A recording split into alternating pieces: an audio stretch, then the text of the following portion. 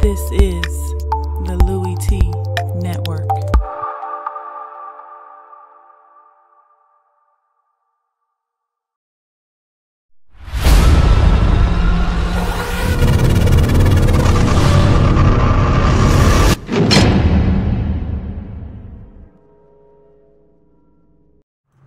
Who else could it be? Me, your man, Louie T. Welcome to lockdown coverage week number 12. The National Football League, Jacksonville Jaguars riding a 4-game winning streak heading into the desert to take on the Arizona Cardinals. And what turned out to be one hell of a ball game with a fantastic finish. Second half of this game was extraordinary. The fourth quarter was back and forth. The suspense was palpable. And the finish to this game was just amazing. And so this turned out to be a really fun game to watch. Cardinals come out victorious 27-24, keeping their faint playoff hopes alive. And for the Jaguars, tough loss on the road. I knew this was going to be a tough one for them to get. The Cardinals, despite their shortcomings offensively, they're still a dangerous team defensively, and it makes it that much tougher when you have to go into Arizona and try to find a way to win.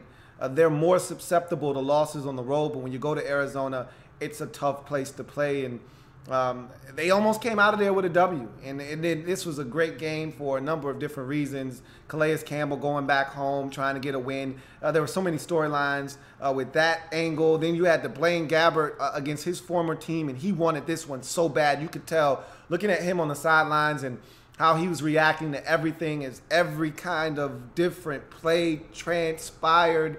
They kept putting the pan shot on Blaine Gabbert on the sidelines, and he was amped and he was jacked. And at the end of the game, he was fired up, especially when the 57-yard field goal went through the uprights from Phil Dawson, which ended up being his career high. Blaine Gabbert was just losing his mind on the sideline. So you could tell he really wanted to beat his former team, stick it to them. And this was so much fun to watch. Again, not many games that the Cardinals play in are this much fun to watch, just because they're normally meaningless games out in the desert. But this one had playoff implications for both teams. And even though the Cardinals' playoff hopes are very faint, there's still a pulse there. And they had to win this game in order to keep that alive. And Jacksonville came into this game leading the AFC South. And this game allowed them, with this loss, it allowed the Titans to get back into first place, along with Jacksonville at 7-4. So every game is a big game now for Jacksonville. And again, for a young team that has never been here before, this is a tough one to swallow here, to lose this game when the defense seemingly did everything that they needed to do yet again to put this team in a position to win. And I'm not going to kill Blake Bortles for that interception late. We'll talk about it. But damn, the defense tried to do it again. And they just fell short in Arizona as the Cardinals come out victorious 27-24. If you haven't already done so, subscribe to the Louie T Network for more great content in 2017 and beyond. We're changing the game. I want you to help us do that by simply hitting that subscribe button, becoming a member of the Louie T Network. I've got a number of social media platforms that will keep you in tune to what's going on this channel. There's Twitter, there's Instagram, there's YouTube, there's Facebook. Turn on those notifications so you know when I'm going live and talking about your favorite team, so you can chime in the discussion. Also, the links to all of those different social media platforms that I just referenced down in the description of this and every single video I do, along with how you can donate to this channel. Those are the two ways that you can currently donate to the Louie T Network, via Patreon and PayPal.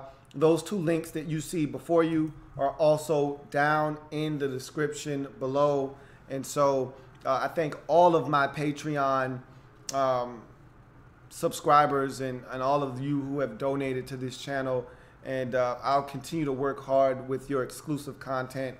Had some malfunction this past weekend with the software that I used to edit, but I think I've gotten that resolved now, so you should start to see more and more content. I posted something 2 days ago, I believe.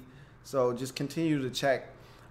If you are on Patreon, continue to check that to see the exclusive content that'll be popping up just about every day. So just continue to check that out. But in any event, let's talk about this game. The Arizona Cardinals getting the win 27-24. Blaine Gabbert, and I don't know if you guys remember, but if you're a Cardinals fan, of course you remember. But for those of you who aren't Cardinals fans, you probably should still remember this because there was no other football on at the time. Remember the Hall of Fame game? Cowboys and Cardinals. Yeah, it's trash. The Hall of Fame game is trash every year, but it's still the first sight of football, real NFL tackle football, after the 6 months of being deprived of NFL tackle football. So that first game, we always pounce on it, even though it's garbage. And it's just the fact that you see guys running around tackling each other that gets us excited, but it's still garbage. But nonetheless, there were 2 possessions in there that Blaine Gabbert actually looked outstanding in that game, if you remember. And I think the biggest takeaway that I talked about on the breakdown of that Hall of Fame game was just how good Blaine Gabbert looked. And I said, man, Bruce Arians might actually be the quarterback whisperer. Maybe he'll be able to resurrect Blaine Gabbert's career after all. And of course, we haven't seen Blaine Gabbert since, essentially because of him being, third on the depth chart in Arizona behind Carson Palmer and Drew Stanton. Well, Carson Palmer down, Drew Stanton down, enter in Blaine Gabbert. Now, last week he played okay against Houston, and they lost, however, and he made some mistakes in that game.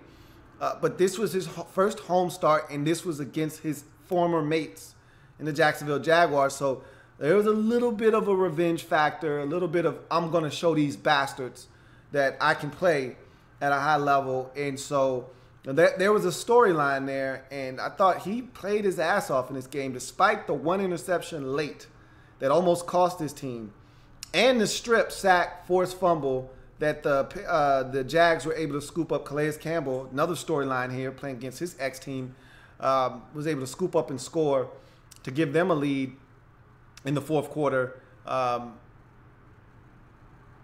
thought Blaine Gabbert played his ass off.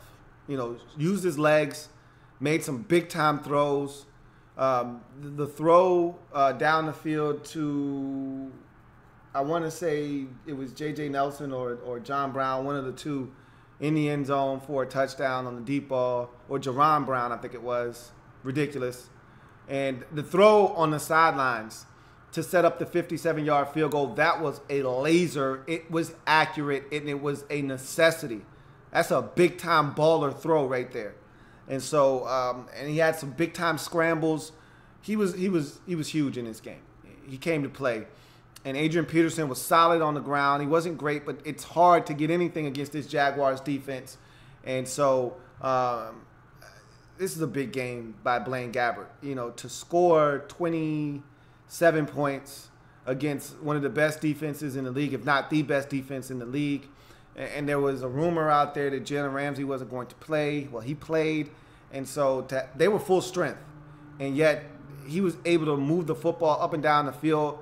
Ricky Seals Jones making plays, which the Cardinals love doing this. They did the same thing with Afani Moma, where they take an ex-college receiver and turn him into a tight end. Don't think Ricky Seals Jones is blocking anybody, but the guy can catch, if you remember him at Texas A&M. So he made some big plays in this game, including a 13-yard touchdown grab or so. Blaine Gabbert played his ass off. And I was happy for him. I'm not going to lie. I kill Blaine Gabbert all the time. Everyone loves a good redemption story. And everyone loves watching a guy go against his former team and stick it to him every once in a while. Not all the time, but every once in a while. That's always nice to see. And it was nice to see Blaine Gabbert go out and have a good game against his ex-team because they gave up on him, and they should have. He was not good in Jacksonville. He needed a fresh start.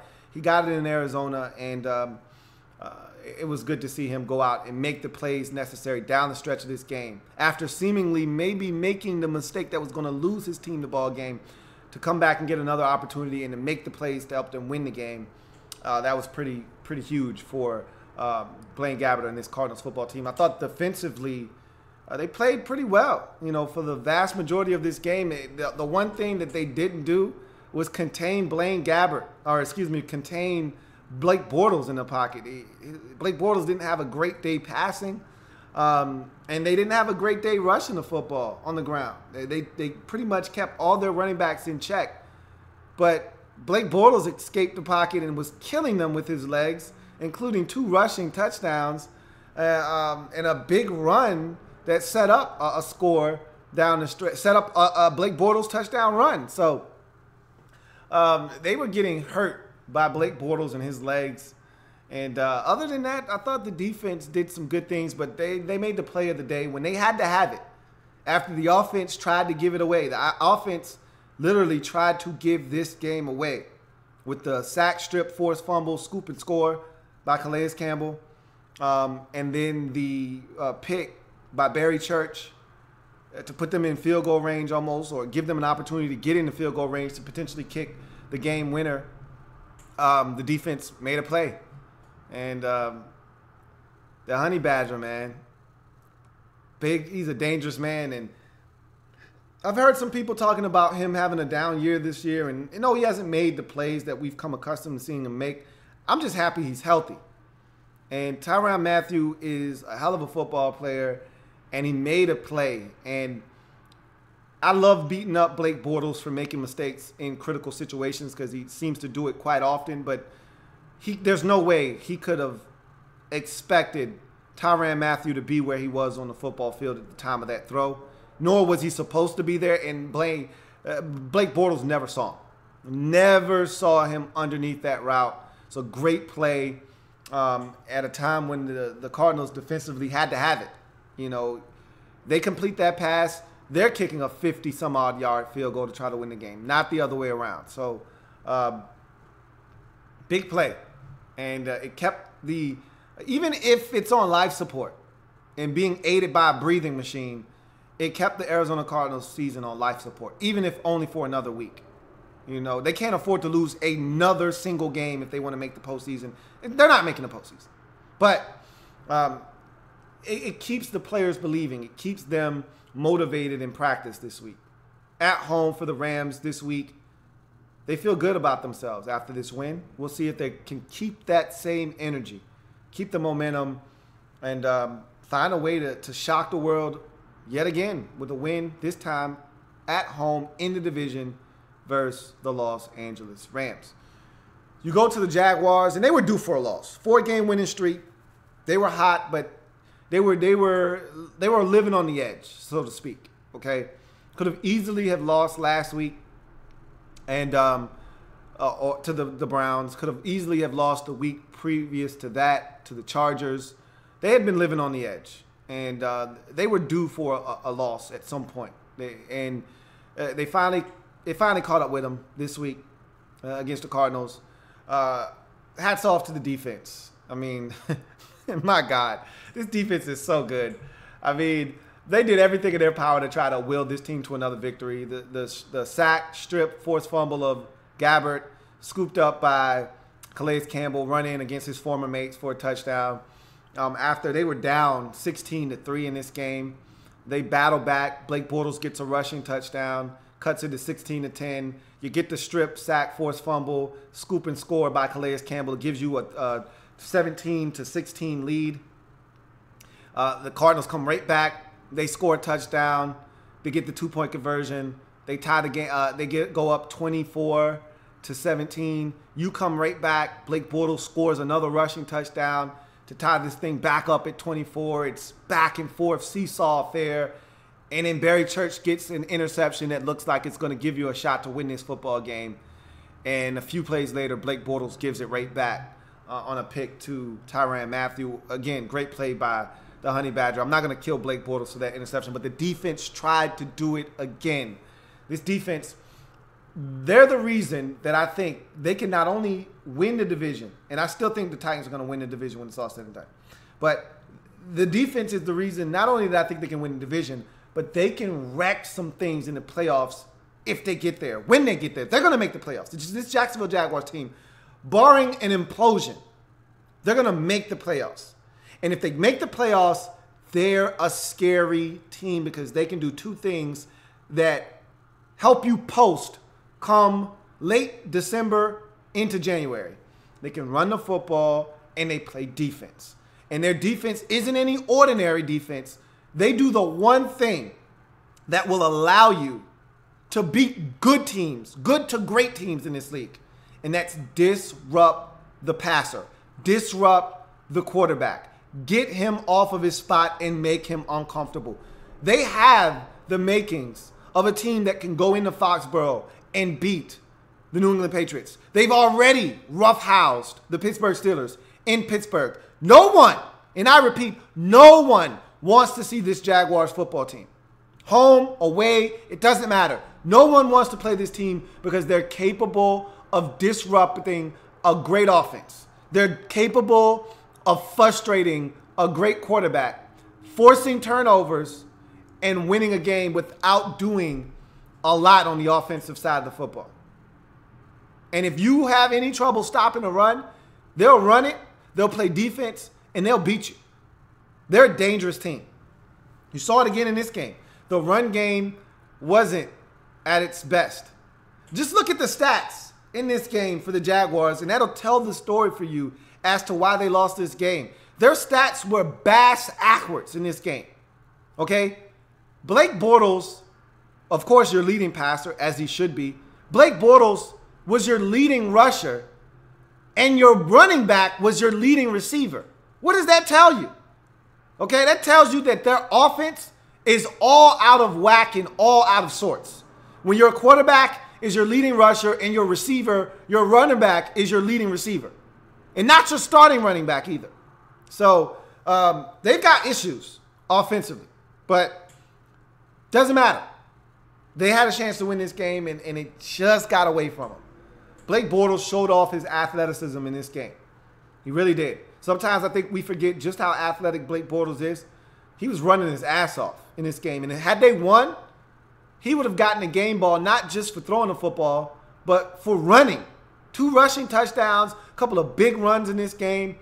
He was trying to do his best to lead his team to victory, whether it had to be with his right arm or with his legs. He was trying to lead his team to a victory. And he almost did it. If not for that play at the end, who knows? Maybe they win the game on a late field goal instead of losing this game on a late field goal. But they're going to need more production out of their run game by someone other than Blake Bortles. They're going to need somebody to step up. Chris Ivory, TJ Yeldon, Leonard Fournette. I don't really give a damn who it is. I don't care if it's a combination of those guys. I don't care if it's Corey Grant. They're going to need somebody to step up in the backfield because Blake Bortles can't win offensively by himself. He tried in this game, but it wasn't good enough. He's going to need help. So, valiant effort on the road against a tough Cardinals team, especially in Arizona. But the Jaguars just fall short, 27-24. But I haven't lost any confidence in this Jaguars football team. And in fact, I think they're one of the most dangerous teams. They are a wild card along with Baltimore and the Chargers if they get in, because all 3 of those teams have one thing in common. They all play extremely good defense. Well, I'll take that back. The Chargers' defense is okay, but they can get after the quarterback, okay? Baltimore, not as much. They don't affect the passer as much, but they're just all around a good defense, whereas the whole entire package defensively is in Jacksonville. So I think this team can bounce back next week at home versus Indy. They need to. That's not a game you can afford to lose if you have any plans of winning the division. Can't lose at home to Indy. Got to sweep those guys. So Arizona, they got family business to attend to as well next week at home. They're against the Rams. So we'll see what these teams do in some big-time family business matchups, both at home next week, taking on family members. So those are games to keep an eye on. Let's get to any comments out there, and then we'll move on. Brandon Williams says, again, I don't really see the Jaguars as a playoff contender because of Blake Bortles. I think you're wrong because they play defense. And if Blake Bortles just doesn't turn it over, and like I said, that interception at the end, albeit a backbreaker, that was a hell of a play by the Honey Badger, Tyrann Mathieu. Like, you just don't see guys making that kind of play. So I'm not going to kill Blake Bortles for that. He didn't see him. He didn't expect him to be there. And to be honest with you, he had no business being there. So it was just a tremendous play by a great player in this league. FBG Tony says, Jags always on crack. How in the hell did that happen? It's one of those offenses where, look, by hook or by crook, by any means necessary, they're just trying to find ways to win because the defense is so good. If we can just find a way to manufacture points, which they did in this game. The defense got a score. The offense had 2 rushing touchdowns by Blake Bortles. They don't give a damn how they get it. They just want it. One week they returned a punt for a touchdown. Jadon Mickens ran a punt back for it. They don't give a damn how they get it. Look, the defense can score 3 times for all they care. They're just looking to manufacture points and find ways to win, and they almost did it again. FBG Tony says, Cards are still trash. They need to quit this foolish playoff push. I feel the same way, but hey, look, man, they keep hanging around. And like I said, their season is on life. Their season is on life support. They're on the assistance of a breathing machine, but hey, they're still alive, man. And who knows? They may come out of the coma. I don't think they will. This week will go a long way in determining if they're going to come out of their coma or not. Because they got a ton of home games. Home this week versus the Rams. Home next week against Tennessee. On the road against the Redskins. Then home for the Giants. So you're talking about some games at home and then finish up at Seattle. They got a chance. I'm not saying. I'm just saying. FBG Tony says, how far can the Jags go? The Jags will go as far as their defense will take them. Their run game is the X factor. That's what the Jags. Their defense is good enough. Their run game is the X factor. If they can run the football, control the time of possession and the pace, and allow Blake Bortles to just manage the game and not have to make a bunch of big throws throughout the game. He's going to have to make a throw or 2 throughout the course of a game, but if they can manage the game with the run and play the type of defense that we've seen them play throughout this season, they're a dangerous team. FBG Tony says, who gets in first, Skins or Cards? Well, obviously, if the Redskins went out, they'd have to beat the Cardinals. So the Redskins have a better shot at getting in because of the tiebreakers that they hold. They've beaten the Rams. They've beaten the Seahawks.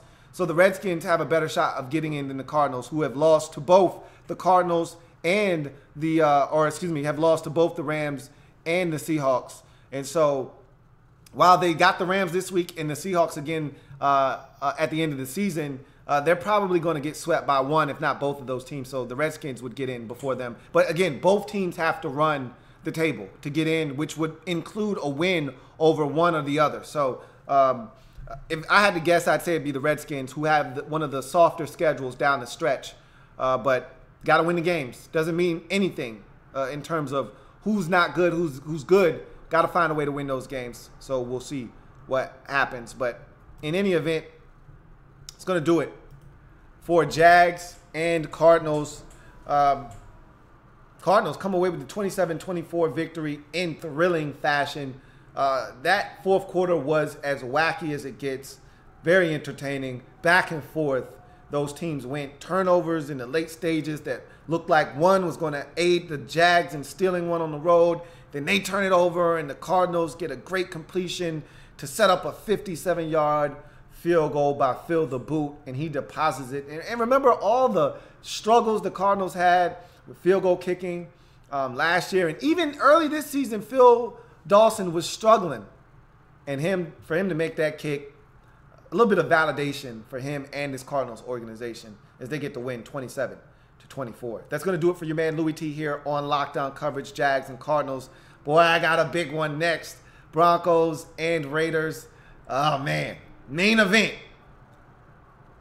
Let's get ready to rumble. We'll come back and we'll talk about my grandmama gave me that chain. Part 2. Crabs and L.A.B.